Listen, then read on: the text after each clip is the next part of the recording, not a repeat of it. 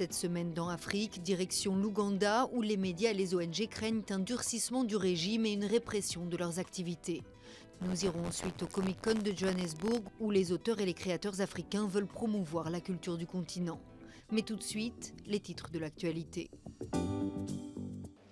L'Eswatini a voté. Dans ce pays, encore récemment connu sous le nom de Swaziland, quelques 500 000 électeurs étaient appelés aux urnes pour choisir entre 59 députés parmi des candidats sans affiliation politique.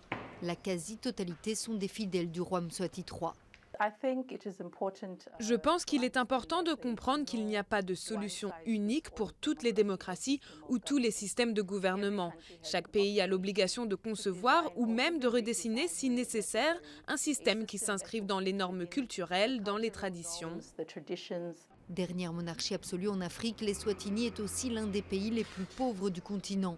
Près de 2/3 des habitants vivent sous le seuil de pauvreté. L'Eswatini a été affecté ces dernières années par une forte sécheresse, laissant près d'un quart de la population en situation de précarité alimentaire et d'accès à l'eau. Le problème majeur de cette zone est l'eau. L'eau, la sécheresse et la faim. Il n'y a pas de nourriture, pas d'eau, et aussi les emplois, pas d'emplois ici. Une fois élu, le pouvoir des députés est extrêmement limité. Ils ne peuvent pas adopter de loi sans l'approbation du roi.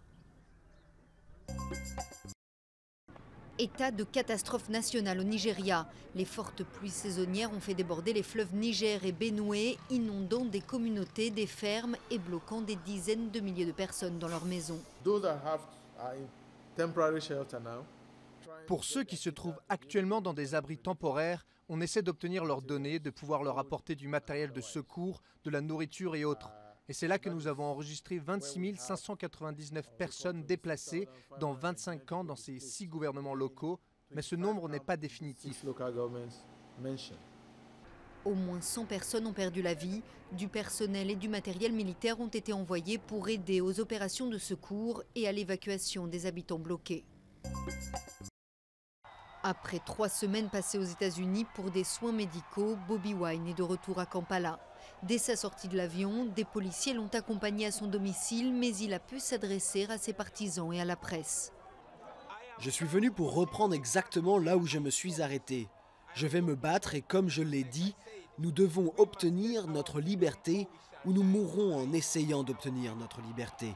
La pop star, élue députée en 2017, affirme avoir été battue et torturée en détention provisoire par la police, ce que les autorités démentent. Une poignée de main symbolique et un accord économique. Le président angolais João Lourenço et le premier ministre portugais António Costa ont tourné la page de plusieurs années de tensions politiques entre leurs deux pays. Ils ont notamment signé un nouvel accord de coopération stratégique bilatérale pour la période 2018-2022. En Afrique du Sud, fumer un joint est désormais légal. La décision a été prise par la Cour constitutionnelle à l'unanimité. The effect of the judgment of this court is to decriminalize the use of possession. Ce tribunal décriminalise l'usage et la possession de cannabis pour un adulte en privé, pour la consommation en privé. In the case of cultivation of cannabis, pour ce qui est de la culture du cannabis, le tribunal a décidé de décriminaliser la culture du cannabis pour un adulte dans un lieu privé pour sa consommation personnelle à domicile. Jusqu'à présent, la possession, la culture et la consommation de marijuana, même en petite quantité, étaient passibles de peine de prison. Le jugement a donc été accueilli dans la joie. L'Algérie accueillera tous ses ressortissants en situation irrégulière en Allemagne. Le Premier ministre l'a promis lors d'une visite de la chancelière allemande à Alger. Je vous confirme que l'Algérie récupérera ses enfants, qu'il s'agit de 3 000 ou de 5 000, à un certain nombre de règles sur lesquelles nous sommes en parfait accord avec les autorités allemandes. Les deux pays sont liés par un accord de réadmission depuis plus de 20 ans.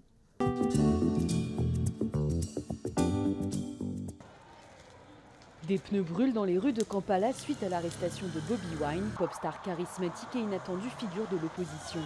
C'était le 14 août dernier. Les vidéos de violences policières et la répression qui s'ensuivent deviennent virales. Les Ougandais osent montrer leur mécontentement. Le président Museveni menace. Parfois, nos jeunes participent à des projets criminels parce qu'ils veulent de l'argent. Ils n'aiment pas faire ça. J'ai cette information de source sûre. Nous ne devrions pas permettre que les médias tendancieux et mensongers, locaux ou étrangers, détournent l'attention d'un de nos citoyens. Suite à ce discours, les autorités prennent prétexte d'un caillassage du cortège présidentiel pour arrêter des partisans de l'opposition. Les ONG sont aussi ciblées. L'année dernière, des bureaux de plusieurs organisations de défense des droits de l'homme ont été perquisitionnés et leur matériel confisqué. Les commentaires du président sont une indication, à la fois une indication et une recrudescence de la répression qui s'est accumulée avec le temps, mais surtout de la criminalisation de la pensée alternative. Au cours des 2 derniers mois, le réseau des droits de l'homme pour les journalistes en Ouganda a compté 23 cas d'arrestation et d'attaque de journalistes. Le président a tout à fait le droit de se plaindre et d'appeler à l'équilibre dans les médias.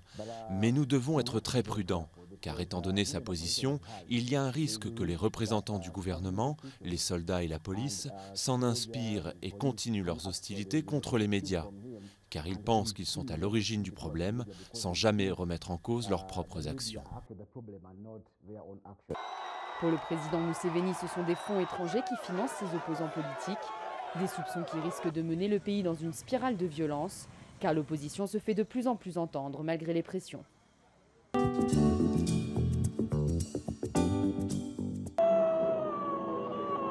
Ils ont failli en mourir d'impatience. Le Comic-Con Africa a enfin eu lieu à Johannesburg, permettant aux fans locaux de rendre hommage à leurs personnages préférés et souvent occidentaux.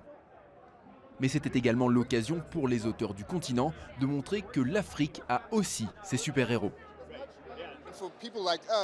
Pour les gens comme nous, les auteurs de comics, c'est une occasion de montrer notre travail au reste du monde. Et c'est vraiment cool de le faire chez nous. On a l'avantage du terrain, en quelque sorte. C'est un peu le contraire d'un super-héros classique. Les aventures de Ntate Molefe sont celles d'un justicier des rues, dont la famille a été tuée par un gang à Johannesburg. Un scénario qui fait écho à l'actualité locale après la publication de statistiques montrant que plus de 50 personnes sont assassinées chaque jour en Afrique du Sud, un chiffre équivalent à celui d'un pays en guerre.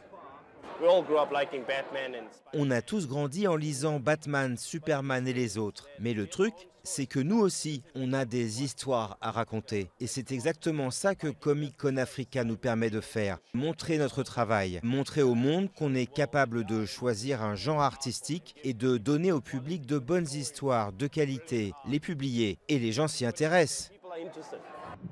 Le Comic-Con, c'est aussi l'occasion de découvrir les derniers jeux vidéo, des super productions de dizaines de millions de dollars et aux héros très souvent blancs. Mais pour le duo de développeurs sud-africains Nyamakop, l'heure de l'Afrique a sonné. Leur jeu de plateforme Semblance vient d'être lancé. C'est le premier produit sur le continent à être distribué sur Nintendo Switch.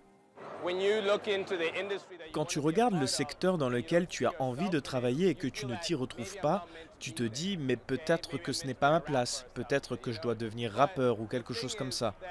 Mais ensuite quand tu commences à avoir des personnages différents, des gens différents, des races différentes, ça t'enrichit.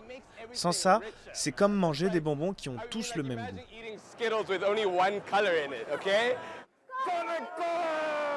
L'événement a affiché complet sur tout le week-end avec plus de 50 000 billets vendus. Un succès qui annonce déjà une nouvelle édition du Comic-Con Africa l'an prochain et une scène encore plus grande pour les créateurs africains.